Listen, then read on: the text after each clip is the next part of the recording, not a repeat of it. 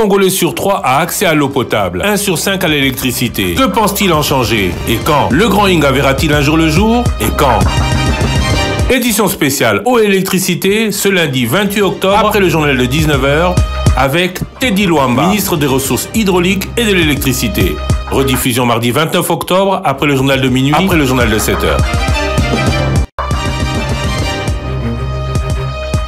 Chers auditeurs, chers téléspectateurs, bonsoir et bienvenue dans ce face-à-face un peu spécial puisqu'il est réalisé ici en direct de Washington. Nous recevons aujourd'hui, alors que se sont tenues la semaine dernière les assemblées annuelles FMI Banque mondiale, le ministre des Ressources hydrauliques et de l'électricité. Monsieur Teddy Luamba, bonjour. Bonjour. Merci d'avoir accepté ici de répondre à notre invitation. Alors avec vous, on va parler de cette assemblée annuelle, mais on va aussi, pour nos auditeurs et téléspectateurs, faire le bilan et écouter vos promesses pour la desserte en eau et en électricité.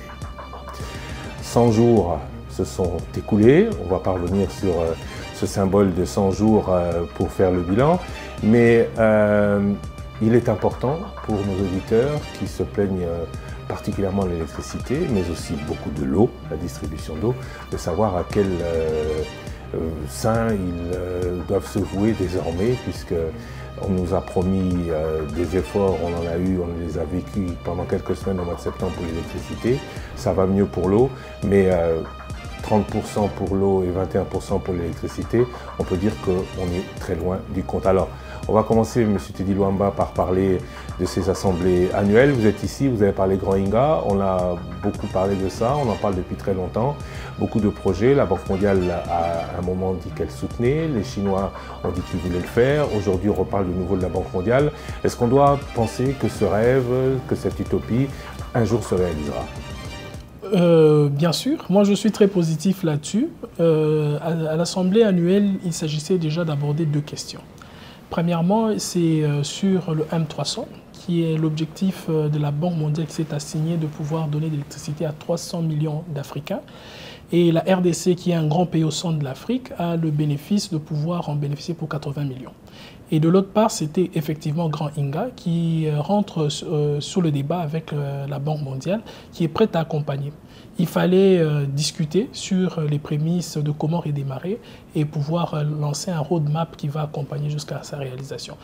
Et que ce soit nos partenaires et nous-mêmes, nous sommes très positifs et alignés sur le fait que le projet va reprendre très bien. On reste toujours très positif, mais on n'a toujours aucun engagement qui, déjà, de quel Grand Inga il s'agira. On a parlé d'abord d'un gros projet de 4 gigawatts qui est passé à 7, à 11. On parle de 7 milliards à engager.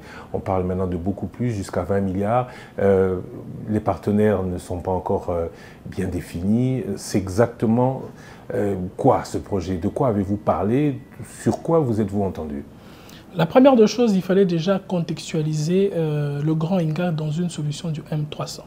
C'est-à-dire aujourd'hui, pour ressortir les 300 millions d'Africains dans le noir et aussi les 80 millions de Congolais, il faut avoir une source d'énergie fiable. Et là, le Grand Inga s'est positionné comme une solution. Pourquoi? Parce que il y a d'abord l'objectif de la décarbonisation de la source d'énergie. En RDC, 94% de la population utilise le charbon de bois, avec ce dioxyde qui est toxique pour nos populations. Mais le Grand Inga, ça serait une électricité propre qui permettra à pouvoir décarboniser. Et ce qui fait qu'on a ressurgi avec le Grand Inga comme une solution idoine. Et aussi une solution d'interconnexion. Parce qu'autour de la RDC aussi, c'est 100 millions d'habitants qui y vivent. Et il y a l'intégration régionale. Il faudra que les populations dans l'environnement de la RDC bénéficient aussi de l'électricité. Et tout ça, c'est le Grand Inga qui se positionne comme une solution d'une énergie verte. Mais aussi l'exploitation des minéraux verts. Parce que la RDC a la solution de l'énergie de demain et des minéraux de demain stratégiques. Et c'est toujours le Grand Inga qui se positionne parce que la production des minéraux verts ferait sens en exploitant une énergie totalement propre qui est celle qui viendra du Grand Inga. Alors, toutes ces conditions réunies autour de Grand Inga, ça ne laisse plus que la possibilité de pouvoir démarrer ce projet. Et tout ce que l'on a fait ici, c'était effectivement d'analyser et de présenter tout le potentiel que nous avons sur le Grand Inga et se poser la question si le gouvernement congolais est prêt à la réforme pour pouvoir accueillir ce Grand Inga en intégrant le secteur privé dans dans l'activité parce que développer un réseau tout autour de la RDC, c'est aussi la contribution du secteur public, mais aussi des privés. Donc il fallait se poser toutes ces questions et puis maintenant faire un roadmap pour réaliser. Mais ici, à Washington, vous avez parlé de quoi? Vous avez parlé des réformes, vous êtes posé la question de ce qu'il y a lieu de faire pour que ça se réalise, ou vous êtes déjà à l'étape suivante de qui va le faire, qu'est-ce qu'on va faire, combien ça va nous coûter? On a d'abord tout à fait présenté les 5 piliers qui permettent à ce qu'on arrive à mieux réaliser ce projet. D'abord, c'était d'identifier le potentiel, d'analyser les infrastructures qui viendront. Parce qu'il ne suffit pas de construire le grand Inga, mais il faut développer les infrastructures de transport et de distribution. Le consommateur final, il fallait l'identifier. Deuxièmement, les conditions d'intégration régionale. Il fallait analyser quelles sont les nouvelles routes d'interconnexion. Nous avons une ligne historique qui va de l'ouest vers le sud, mais ici, on a intégré la ligne qui partira de l'ouest vers le nord-est en passant par Bunia. Et troisièmement, il fallait identifier quelle est la solution de décarbonisation qu'on apporte. C'est combien d'Africains et des Congolais qui auront la solution d'une cuisson propre par l'électricité, et aussi comment intégrer le secteur privé. Et cinquièmement, il fallait voir quel sera le rôle de la SNEL dans le grand Inga de demain. Donc, ce sont les grandes questions qui ont été évoquées, questionnées, répondues. Vous avez répondu à toutes les questions. Tout à fait. Mais donc, on a une conclusion. Ceux qui doivent intervenir sont prêts, sont identifiés, sont rassurés? À ce stade, j'estime que oui, parce que les prochaines réunions vont tout simplement procéder à un schéma qui nous permettra de pouvoir commencer. Parce que les projets d'infrastructure électrique commencent par une étude de faisabilité, une analyse bancable. Je pense qu'avant d'y arriver, il fallait se mettre d'accord sur un schéma. Et nous avons donné les prémices, on aura des réunions qui vont arrêter cela et nous passerons à l'étape suivante. Une question que nous avons posée à la vice-présidente de la Banque mondiale, Madame Kwakwa, nous n'avons pas obtenu de réponse, peut-être qu'on l'aura de vous. Elle nous dit que vous êtes à l'initiative, mais elle ne nous dit pas quand, moyen, long terme, même approximativement, ce grand Inga sera fonctionnel. Vous avez une idée, vous pouvez nous dire aujourd'hui qu'à l'horizon 2030, 2035, 2040, ce grand Inga devrait être une réalité? Je pense que donner à ce stade une date fixe serait peut-être trop risqué. Mais ce que je dirais plutôt, c'est que le M300, qui reste une solution qui va intégrer le grand Inga, fait en sorte que d'ici janvier 2025, nous allons procéder à une ratification sur les clauses du M300. Et à partir de la ratification par les chefs de l'État sur la solution du M300, nous allons intégrer la solution de Inga là-dedans et nous allons procéder maintenant à un calendrier définitif qui va montrer ce qui va suivre. Donc, le M300, précision nous a été donnée, ou précision il faut donner, qui est une initiative du président de la Banque mondiale et du directeur général du FMI. 300 millions d'abonnés en plus à l'électricité, mais on ne parle pas que de la RDC et il ne s'agit pas de 82 millions à l'horizon 2030. Penser que 80 millions d'abonnés supplémentaires seront connectés à l'électricité, c'est juste pas concevable. Non, à ce stade, le target complet pour la RDC, c'est 82 millions, mais il y a des échelonnements. Donc, nous n'allons pas y arriver tout de suite. Pour nous, d'ici 2030, nous voulons déjà tripler ce que nous avons aujourd'hui comme disponible en termes d'interconnexion et consorts, mais ça reste notre objectif. C'est-à-dire que vu que la Banque mondiale, avec l'initiative de ses animateurs, est de pouvoir atteindre cet objectif, nous avons tout fait d'abord pour nous aligner, de présenter un travail dans les délais. C'est quelque chose qu'il faut signaler parce que la RDC a eu le meilleur compact, qui a été pratiquement complet avec tous les éléments d'information. Et ça permet de positionner la RDC effectivement comme une solution pour que ça puisse être effectivement bien matérialisé. Donc nous gardons le cap de 82 millions, mais nous allons de manière échelonnée. Parlons maintenant de votre ministère. Vous venez d'arriver, j'ai dit un peu plus de 100 jours, ministère des Ressources hydrauliques et de l'électricité. Alors on va commencer par ce qui marche le mieux. Oui. Encore que ce ne soit pas l'idéal. Taux de dessert de 30%, c'est en deçà de tout, diront certains. En Afrique, peu ont ainsi faible taux de desserte, mais on dira que la Régie des eaux marche mieux. Cependant, cette Régie des eaux, elle vous interpelle à longueur de journée. Vous ne payez pas l'État les factures. Alors, qu'est-ce que vous dites à cette Régie des eaux qui essaye de se battre, qui tourne mieux que la SNEL, c'est clair, mais qui est butée au fait que son principal client, vous, ne payez pas? Bon, je pense que je devrais peut-être corriger une chose. On ne dira pas qu'elle tourne mieux que l'autre, mais c'est plutôt que c'est deux produits différents. Les contextes sont assez différents, mais n'empêche qu'il y a un bon travail qui se fait. Alors, ce que je dois dire déjà pour contextualiser mon ministère, c'est que nous avons 4 objectifs dans les assignations du gouvernement. Premièrement, on nous demande de pouvoir assainir le cadre légal et normatif, la fiabilisation de la desserte en eau et en électricité, l'apport des investissements en eau et en électricité, et puis la revitalisation de la croissance économique en partant par les secteurs de l'eau et de l'électricité. Alors, la Régie des eaux aujourd'hui, qui se positionne bien sûr avec, sur le point de vue global en termes de desserte en eau, nous sommes à 36% tout autour, mais il y a des efforts à pouvoir fournir. C'est vrai que l'État client pose parfois des lacunes, nous travaillons là-dessus pour qu'il y ait des améliorations. Je pense que nous allons procéder très rapidement à des échanges avec les ministères concernés, budget, finances, aussi portefeuille, pour que nous puissions trouver des solutions idoines sur la question de la consommation de l'État. Mais le management de la Régie des eaux se plaint depuis longtemps. Vous promettez commencer une discussion qui a déjà commencé depuis longtemps et qui est avec un problème qui est bien connu? Je pense que déjà, un premier effort que l'on a fait depuis que l'on est là, c'est d'abord de doter un tarif de l'eau qui a été réaménagé depuis bientôt 3 semaines, et la Régie des eaux aura un tarif qui lui sera adapté sous peu. Ça veut dire que déjà ça c'est une grande solution, c'est une très grande avancée qui ne s'est pas fait jusqu'ici.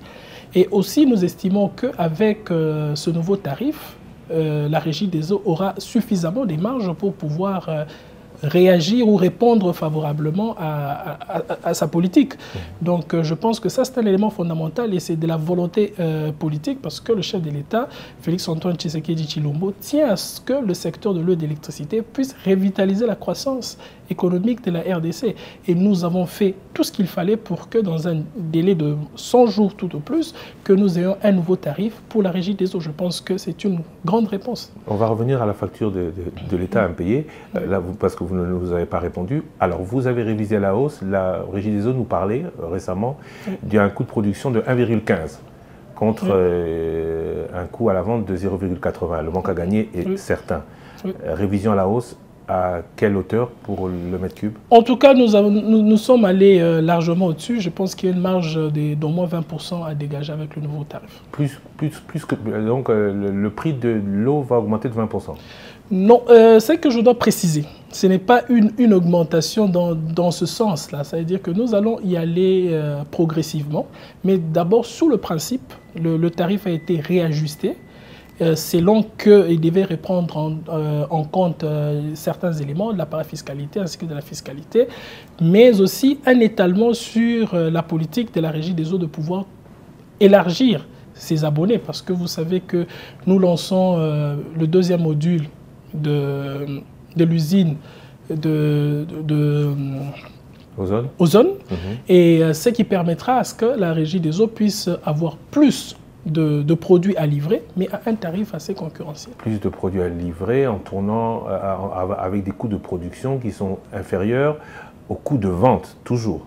Nous avons réajusté. Donc, dès que nous allons publier, je pense que nous donnons la primeur à la publication au journal officiel, et nous aurons une édition spéciale par rapport à ça, et on va vous parler l'étalement tarifaire de ce qui sera. Inférieur ou supérieur au coût de production de la Régie des eaux?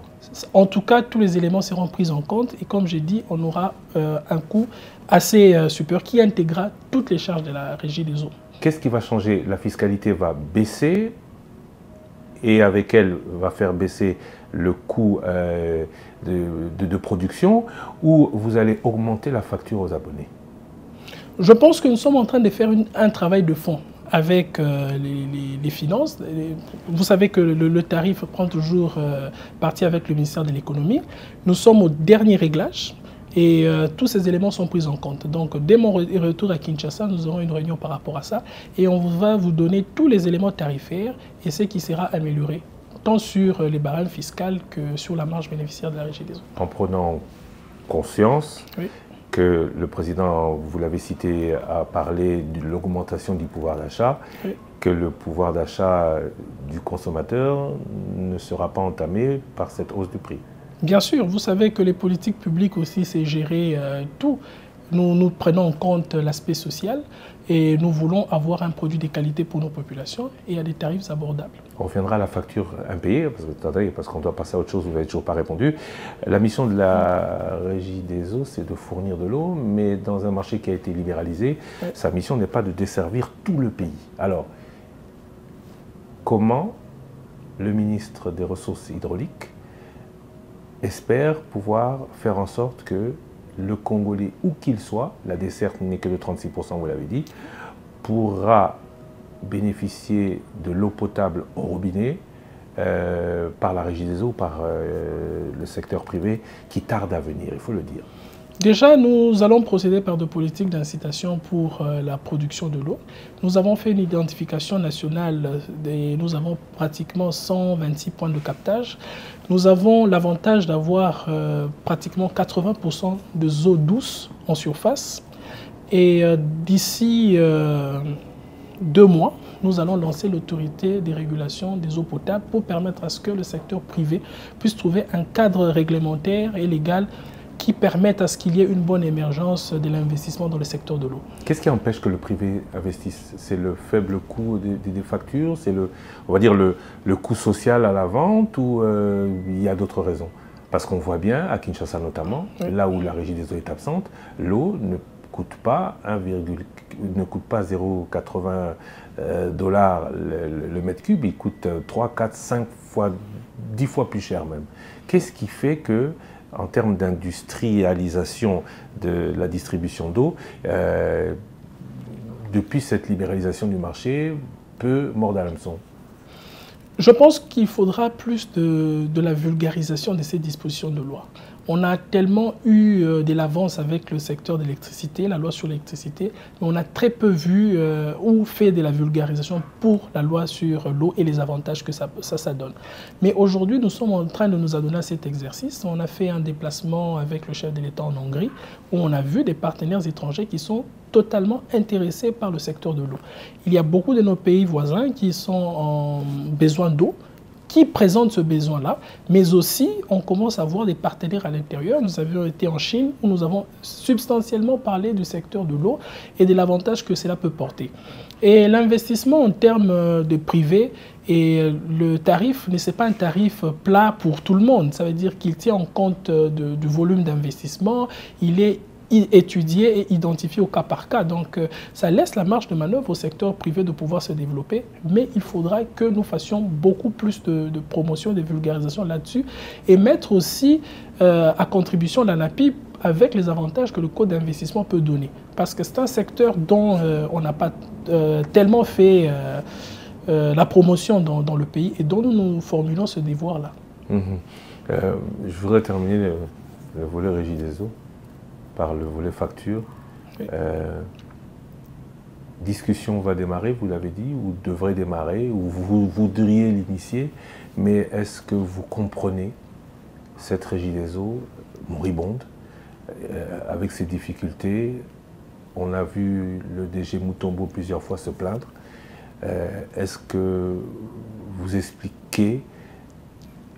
vous arrivez à vous expliquer que le gouvernement ne paye pas les factures alors qu'il est le principal usager et qu'il attend de ces entreprises des résultats?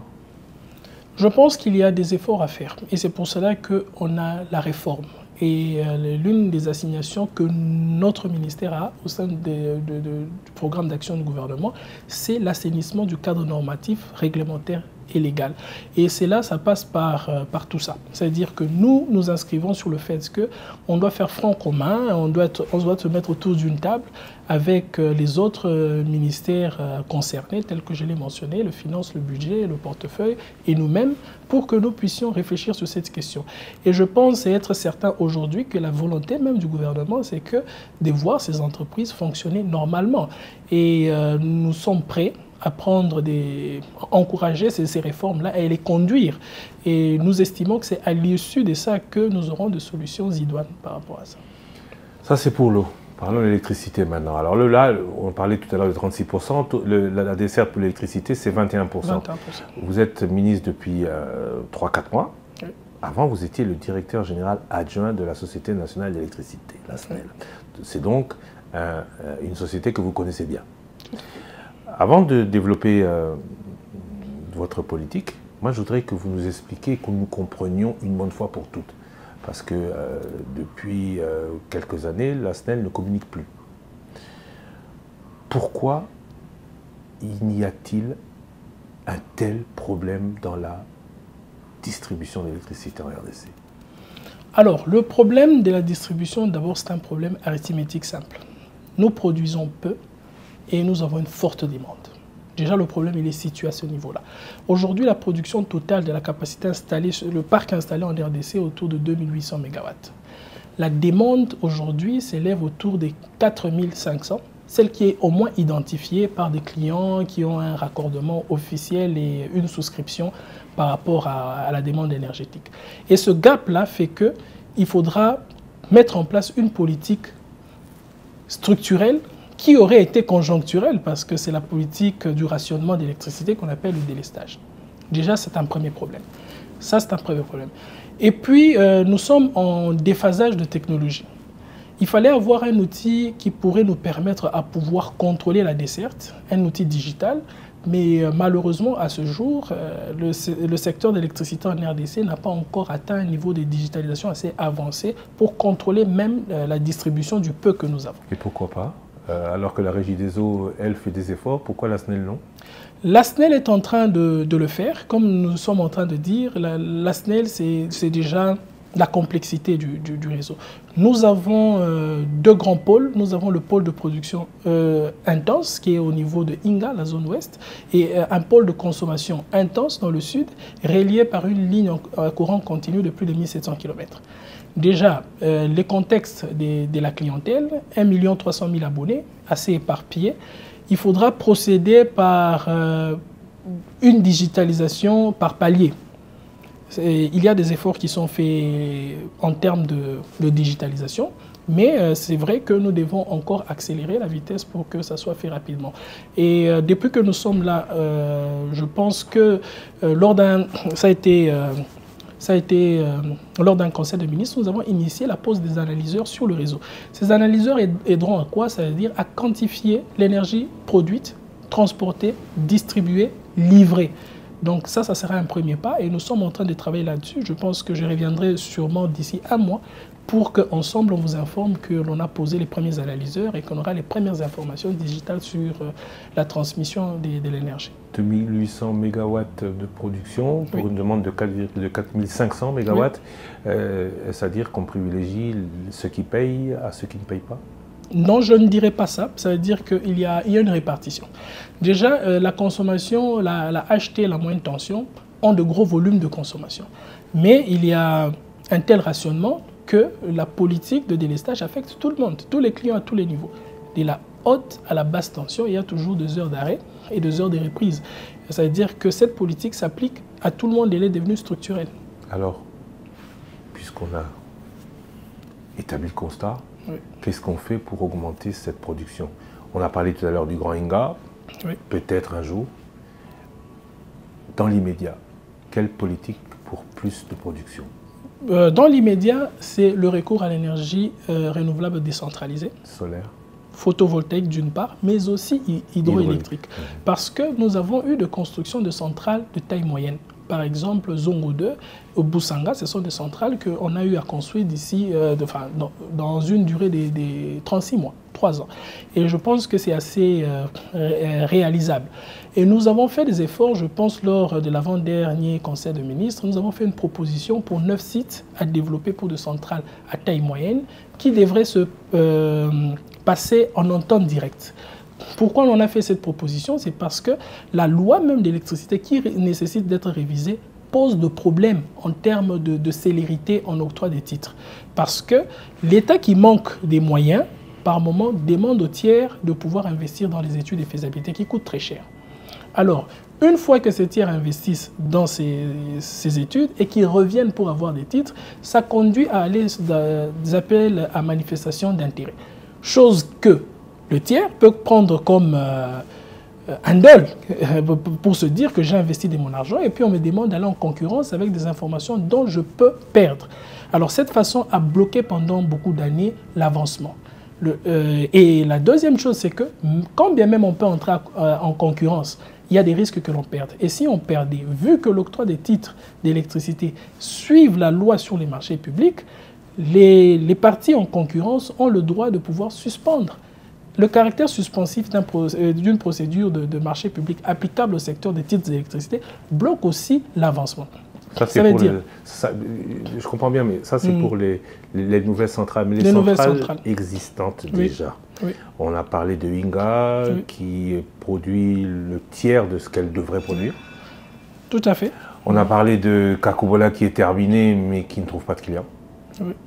On a parlé de Katende dont on parle depuis longtemps, mais qui pendant encore longtemps risque de ne pas exister. L'existant. Sur l'existant, il y a des efforts considérables qui sont faits parce qu'aujourd'hui, il y a 2 autres groupes à Inga qui seront très bientôt avec le groupe Senec. Les travaux sûrement vont commencer et on va répondre encore 178 MW 2 fois.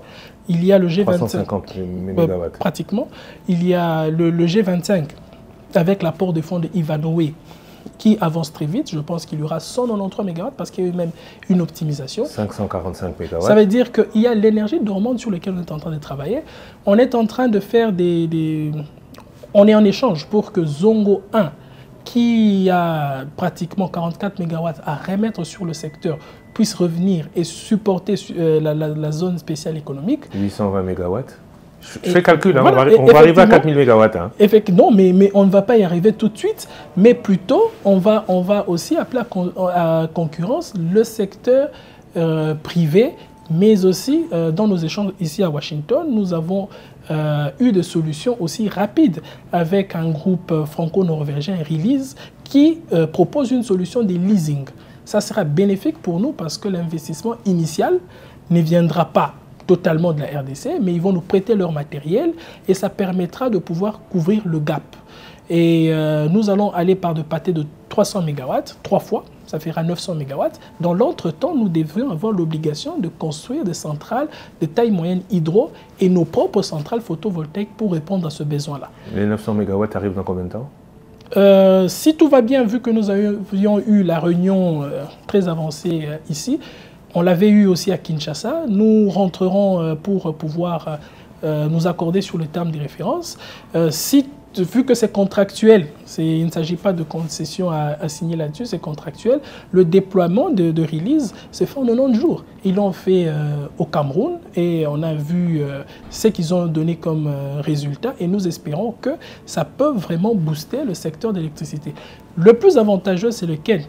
C'est de dire que le secteur de l'électricité est porteur de l'économie nationale. Il a un rôle macroéconomique important parce qu'à chaque fois que l'on injecte 300 MW sur le secteur industriel, ça génère 8 milliards de dollars sur le PIB. C'est-à-dire que si nous venons avec les 3 fois 900, vous voyez l'incidence. Or, l'effet que ça aura du point de vue économique va encore donner de l'avantage soit au secteur privé à pouvoir investir à leur tour. C'est-à-dire que nous avons besoin de créer une excitation. Et c'est ça le rôle que l'on a donné à notre ministère, de revitaliser la croissance économique en passant par le secteur de l'électricité. Et c'est ça que nous sommes en train de faire. Notre question de base, c'est à quand l'électricité partout de manière stable? Il nous manque, nous avons un gap de 1200 MW. À vous écouter, ce gap sera comblé bientôt. Alors, est-ce que on peut, ou vous pouvez, le ministre de l'électricité aujourd'hui peut prendre un engagement avec les abonnés de la SNEL et des autres, parce qu'il n'y a pas que la SNEL, hein, c'est un marché aussi libéralisé. Elle peut prendre un engagement qu'à l'horizon 2025, 2026, il n'y aura plus de coupure de courant, il n'y aura plus de... Il y aura des avancées considérables, parce que l'électricité, ce n'est pas que les grandes villes. Ici, quand nous parlons de solutions, nous parlons aussi de solutions dans l'arrière-pays, à l'intérieur. Vous avez évoqué le cas de Kakobola ici, que j'ai pris l'initiative de lancer, de le tester, mais dont nous avons un souci de raccordement, mais qui peut être très vite résolu parce qu'il a été démontré partout que l'électricité dévance le développement. C'est l'outil d'incitation au développement. Aujourd'hui, pour 7000 abonnés au niveau de Kikwit, Ngungu et Diofa, nous avons lancé la centrale, mais on est autour de 400 kW de besoin. Mais je suis très convaincu que ça va s'améliorer parce que nous allons organiser un forum d'industrialisation. La centrale de Kakobola produit combien? 10,5 MW, donc 10 500 kW. Et ne vend que 400? Aujourd'hui, nous n'avons que 400. De tout le raccordement que 4% de sa production. Donc, voilà. Quand on a construit cette centrale, on ne s'est pas posé la question de savoir à qui on allait vendre ce courant? Bien sûr, c'est à la population qui est là, mais il faut changer. Il y a une mutation culturelle. C'est une population qui vivait sans télévision, sans lampe. Il y a une mutation qui doit se faire. Il y a une transformation de vie qui va se faire. Il faut accorder un temps, mais il faudra que nous descendions sur place, que nous sensibilisions la population à pouvoir investir, enfin, à pouvoir acquérir du matériel de consommation. Mais aussi, nous allons faire un forum d'industrialisation où nous allons appeler l'industrie légère, la panification, la petite transformation, à pouvoir aller dans cette zone qui aujourd'hui a de l'électricité pour développer la sous-région. Donc la construction de Kakobola ne répondait pas à un besoin. Et Katende? Katende, c'est pour très bientôt. C'est pour très bientôt, je peux avoir la certitude de le dire parce que déjà dès l'entame de la semaine prochaine, nous avons prévu un dossier pour analyse à la commission ECOFIR sur sa relance. Qu'est-ce qui est pour bientôt? La relance, les débuts des travaux, la première pierre a été déposée par le président Kabila. Les travaux ont été exécutés jusqu'ici à 45%. Il s'agit de relancer les travaux pour que nous puissions achever. Alors nous avons proposé une solution phasée. La première solution, ça sera de lancer 16 MW, ça veut dire un groupe sur Katende, construire une ligne de 67 km de Katende jusqu'à Kananga et reprendre 18 000 abonnés dans sa première phase, en 18 mois. C'est pour intégrer d'abord dans un délai assez considérable. Ça, c'est pour Kananga seulement? Ça, c'est pour Kananga. Et puis, deuxièmement, dans l'entretemps, nous allons passer après 18 mois à la deuxième phase. Là, nous allons injecter 32 MW, c'est-à-dire deux groupes de 16. Nous allons partir pour une ligne de 170 km. Nous allons partir de Katende, Bukonda, Chimbulu, Mbujimai. Et là, nous allons reprendre pratiquement 24 000 abonnés sur les prochains 18 mois. Et l'idée ici, c'est de pouvoir convaincre le bailleur de fonds, mais aussi avec la participation du secteur public, que l'on puisse partir de Mbujimai vers le sud, ça veut dire vers le Katanga, avec une nouvelle ligne. Pourquoi? Parce que ça va nous permettre d'anticiper la question de la demande. Ça sera 64 MW en bout de course, mais il faut qu'il y ait un consommateur sûr. Et je pense que ça sera un pari réussi si nous pouvons rajouter ce module de la ligne qui partira de Mbujimai vers Kolwezi, parce qu'on aura interconnecté deux provinces et on aura la sécurité énergétique dans les deux sens. C'est-à-dire le besoin en consommation qui est autour de Kolwezi, on peut prendre le surplus sur Katende et en cas de non-distribution d'électricité sur la zone Katende, on aura une sécurité N-1 qui viendra du Katanga vers le Kasaï. Alors, précision à donner, Kananga, c'est pour quand? Et est-ce que vous êtes sûr que ces 16 MW trouveront preneur? Oui. Certain que ces 16 MW trouveront preneur? Je suis certain parce qu'à Kananga, déjà, il y a une certaine modernisation, une culture de la consommation du produit électricité. Et une fois que nous avons 16 MW pour 18 000 abonnés, je pense que ma quantification est déjà quasi bonne. C'est-à-dire que j'ai estimé directement qu'il y aurait une consommation directe avec le nombre d'abonnés que je ramène et les 16 MW qui viendront. On peut promettre Kananga pour quand? Je pense que tout part de la validation du dossier en Conseil de ministres. C'est-à-dire que si le scope est validé, tel que je l'ai présenté ici, nous avons déjà la partie indienne qui avait relancé son financement depuis novembre 2023. C'est-à-dire si nous nous alignons sur le nouveau scope, il ne sera plus que de pouvoir démarrer. Donc moi-même, je ferai mon déplacement pour Kananga, Katende, pour me rassurer des évaluations techniques. Ma question était en termes de délai. Allez, vous rentrez à Kin là bientôt, aujourd'hui, demain. Vendredi prochain, au Conseil des ministres, vous présentez le lundi en conseil en interministériel. Au bout de combien de temps Kananga reçoit le courant de Katende? Comme je l'ai dit, de lancement de travaux, il faut compter 18 mois. 18 mois. Oui. Combien de temps après Mbuji-Mayi? Il faut compter encore 18 mois. Donc, pas de courant en Mbuji-Mayi stable avant 3 ans? Non, on ne dira pas ça parce qu'à Mbuji-Mayi, aujourd'hui, nous avons Tudi-Tubidi qui débite 3 MW. Avec la ligne Tudi-Tubidi, Bipemba, Mbuji-Mayi, nous avons 3 MW qui arrivent. Qui marche très très mal, je peux vous le dire, puisque nous sommes Top Congo FM en permanence à Mbuji-Mayi. Mbuji-Mayi a un gros problème d'électricité avec la société, la compagnie privée de la minière de Bakwanga qui a un matériel vétuste qui n'arrive pas, qui était elle plus stable que la SNEL, mais qui n'arrive plus à faire face. Alors, la centrale de Tudi-Tubidi n'est pas dans la zone MIBA. Je parle d'une autre centrale, des Sassim, qui débite 3 MW. Oui, je parlais bien de celle-là, oui. Je parlais des deux centrales. Il y a, il y a un sérieux problème d'électricité à Mbuji-Mayi. Alors, Katende remis en place, 18 mois Kananga, 18 mois supplémentaires ou concomitamment, Mbuji-Mayi peut être relayé avant 36 mois? Pratiquement, oui, parce que dans les 18 mois qui viennent, ce sont les 18 mois de travaux de génie civil, mais aussi l'acheminement. Tout dépend de l'acheminement de la partie électromécanique.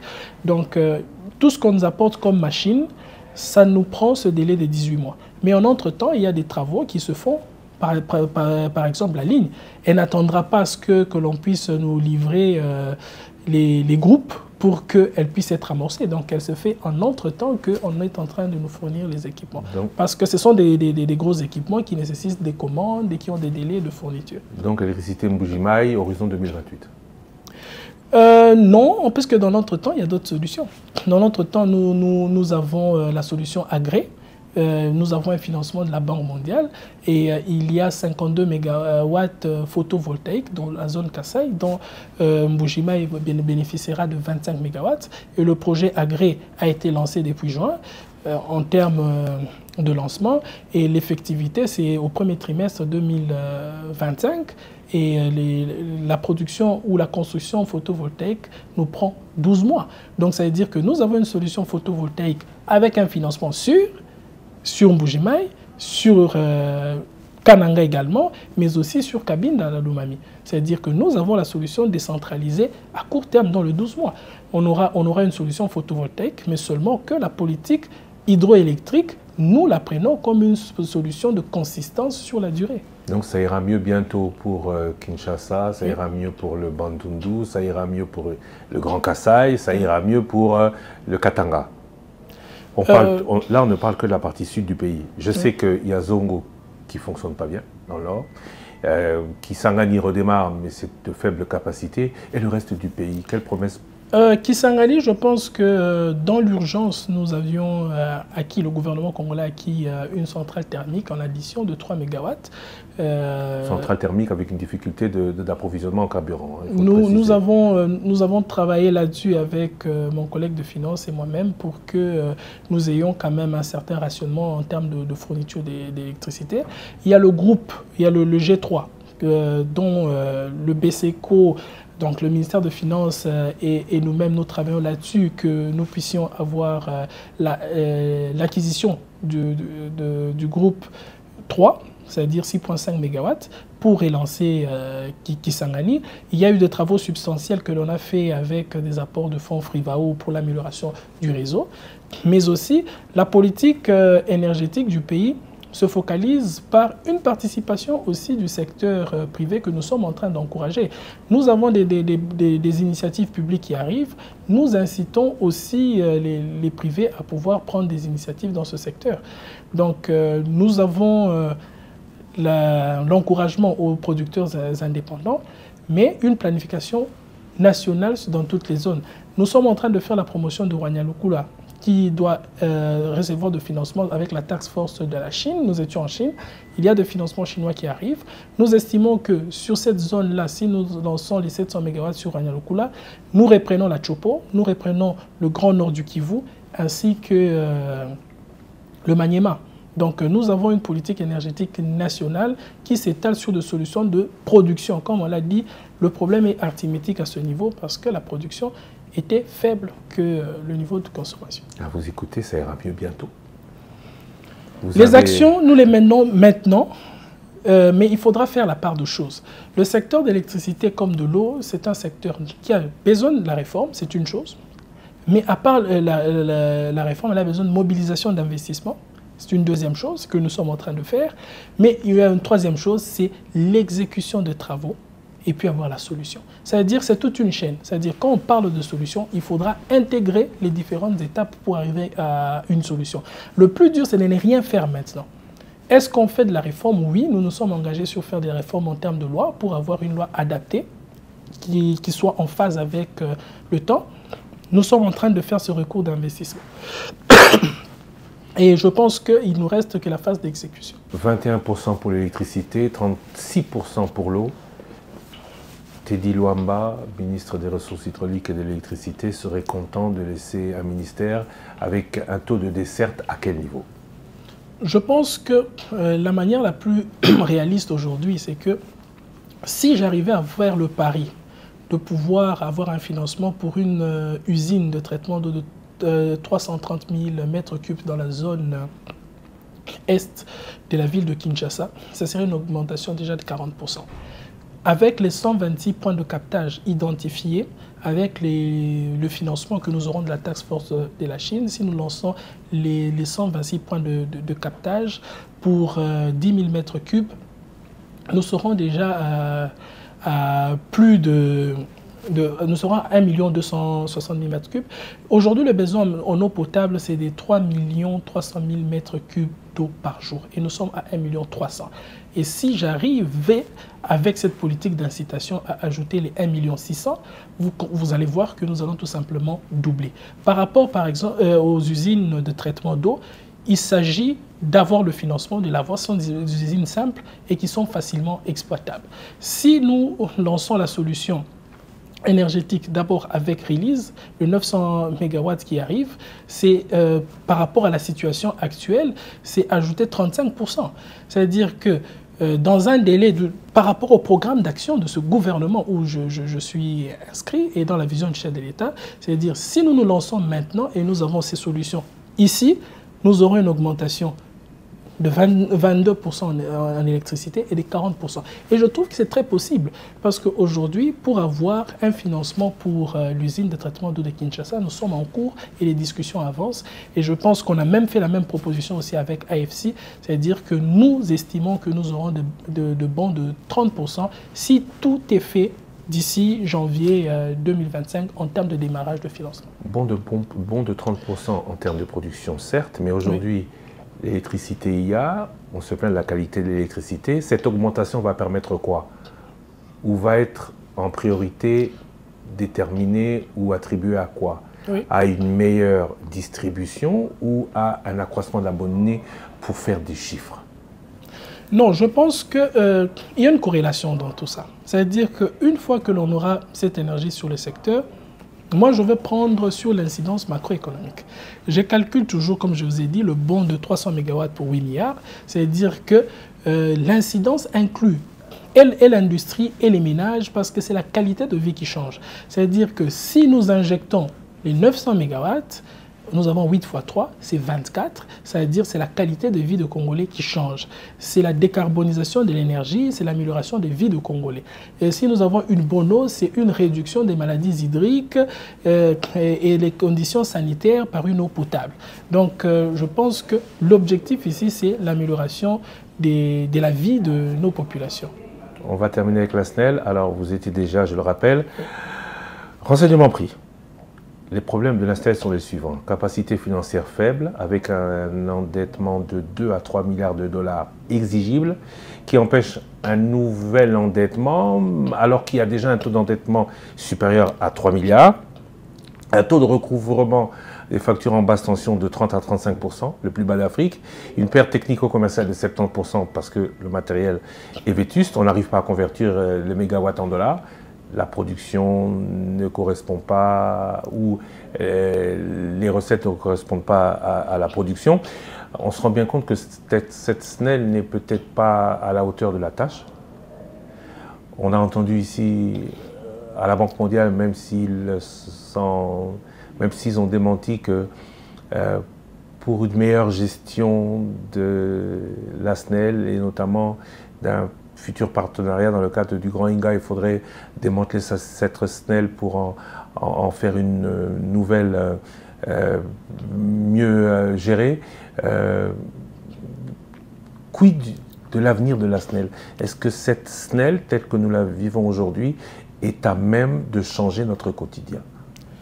Je pense que je reste très positif sur la SNEL et je donnerai pratiquement des clarifications sur les chiffres que vous avez avancés. C'est vrai, la SNEL aujourd'hui elle est endettée et elle a une nature des dettes qui est divisée en 3. Il y a la dette avec les partenaires multilatéraux et bilatéraux qui représentent pratiquement 70% de sa dette. Il y a pratiquement 30% de ces dettes des clients bailleurs, ce sont les miniers et tout. Et puis après, il y a des dettes avec les banques commerciales. C'est très facile aujourd'hui à le faire si, dans les discussions que nous avons avec la Banque mondiale, c'est de pouvoir d'abord restructurer la dette de la SNEL. La SNEL aujourd'hui, sur 100 $ à la SNEL, 60% c'est pour le service de la dette, 25% pour le salaire et 15% pratiquement, c'est pour la maintenance et l'investissement. Ajoutez à cela l'État qui ne paye pas sa facture. Alors, il faudra restructurer le fait que l'État client doit payer. Il faudra racheter l'essentiel de la dette pour avoir affaire qu'à une seule structure ou à une seule banque. Et à ce moment-là, on va étaler la dette sur plusieurs années et on va baisser le coût du service de la dette. C'est-à-dire, aujourd'hui, si sur le coût du service de la dette, on arrivait à capter 50%, c'est-à-dire sortir de 60 $ sur 100 $ à 30 $ par exemple, ça serait un levier d'investissement pour la SNEL. Ça, c'est un fait. Les pertes technico-commerciales aujourd'hui, c'est suite, et les 70%, c'est dans la basse tension, je dois le préciser, c'est clair là-dessus. Qu'est-ce qu'il faut faire? Oui, les miniers sont mieux nantis. Quand je parlais tout à l'heure de privilégier ceux de la moyenne tension ou de la haute tension... Non, là, je dois donner une explication claire. Oui. Pourquoi est-ce qu'on a une perte de 70%? C'est parce que nous n'avons pas des éléments, des mesures. Il faut des compteurs. La SNEL, c'est 1 300 000 abonnés basse tension, dont seulement 130 000 aujourd'hui ont des compteurs. 10%. Tout le reste, et tout le reste, c'est dans le forfaitaire.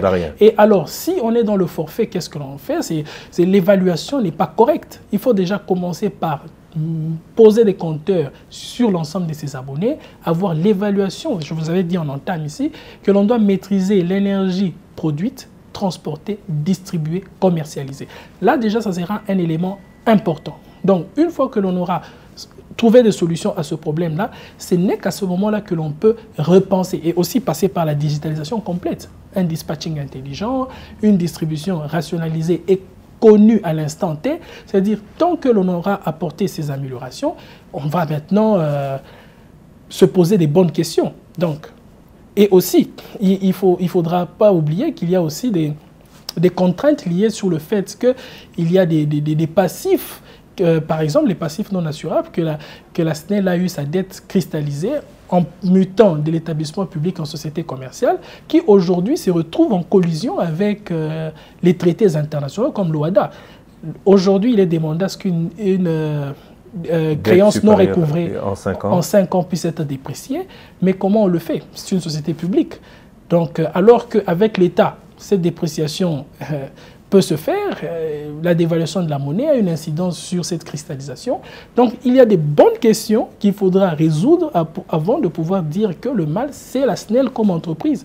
Il y a des questions de fond, des préalables qu'il faut corriger, le ramener au niveau zéro, dans des conditions normales, et à ce moment-là, se poser les bonnes questions pour éviter de créer ce problème en 3, en 4. Donc, ne pas démanteler la SNEL peut faire face. Aujourd'hui, si nous résolvons ces problèmes-là, alors on pourra se poser des questions si la SNEL a des vrais problèmes. Mais si on ne les résout pas, c'est-à-dire qu'on n'aura à multiplier ce problème en 3, en 4. Pourquoi on dit ça aussi? Parce que le marché est libéralisé. Oui. Il n'y a pas autant de coupures à Goma, à Lubumbashi, à Chikapa. Là-bas, ce n'est pas la SNEL. Beaucoup se détournent de cette SNEL moribonde pour le secteur privé. Est-ce que le secteur privé, c'est un peu le cas, pas qu'au Congo, n'est pas mieux à même de fournir un meilleur service que l'État? Je reste encore étalé sur les leviers d'investissement, les états financiers et la restructuration de la dette. Pour donner de l'oxygène à la SNEL, il faut restructurer sa dette, il faut l'étaler sur une période assez longue et puis réduire les services de la dette. Et à ce moment-là, on aura suffisamment de fonds à lever pour investir. Il y a la compétence à la SNEL. Je dirais que c'est parmi les entreprises qui ont les meilleures compétences, parce qu'elle investit fortement dans la formation de ses agents. Mais plutôt aujourd'hui, il faut penser à pouvoir rajeunir, parce que plus de 55% de la SNEL, les agents ont au-delà de 55 ans. Donc il faudra repenser. Il y a 2 ans, sur 5700 agents, entre 25 et 35 ans, il y avait 110 agents. Donc il faut penser rajeunir fortement la SNEL et améliorer les compétences. Mais ça reste une des entreprises qui a investi dans les compétences humaines à très haut niveau. Avec un taux de recouvrement en basse tension le plus bas d'Afrique, de 30 à 35%, est-ce qu'on peut encore dire que c'est une société à même d'appliquer un bon management? Le recouvrement, il est basé sur des équipements et des instruments techniques. Mettons plus de compteurs, mettons de facilité de travail, et puis après, interrogeons-nous sur la capacité du recouvrement. Donc moi, je reste sur le fait qu'on doit chercher beaucoup plus d'investissement pour avoir des éléments de mesure et des instruments de contrôle de l'énergie distribuée. En la SNEL, le ministre des Ressources hydrauliques et d'électricité croit fermement à son avenir et à des réformes que l'on doit appliquer pour son bien-être. Monsieur Teddy Luamba, je vous remercie de nous avoir donné de votre temps ici à Washington. On se retrouve, puisque vous nous avez donné beaucoup de rendez-vous au cours de cette émission, on se retrouve pour le prix du tarif Régie des Eaux à Kinshasa. Pour le tarif Régie des Eaux et pour toutes ces évolutions SNEL et Régie des Eaux dans la distribution de l'eau et de l'électricité. On rappelle que nous sommes à 36% pour l'eau et à seulement 21%. Et d'être témoin aussi à la ratification en Tanzanie sur le M300. Nous vous accompagnerons partout, puisque c'est clairement établi que c'est dans le bien des Congolais, beaucoup, trop, près de 80 millions sont aujourd'hui dans l'obscurité, parce que la SNEL ou parce que le courant n'est pas arrivé là où ils sont. Monsieur Teddy Luamba, merci beaucoup et à très bientôt. Merci.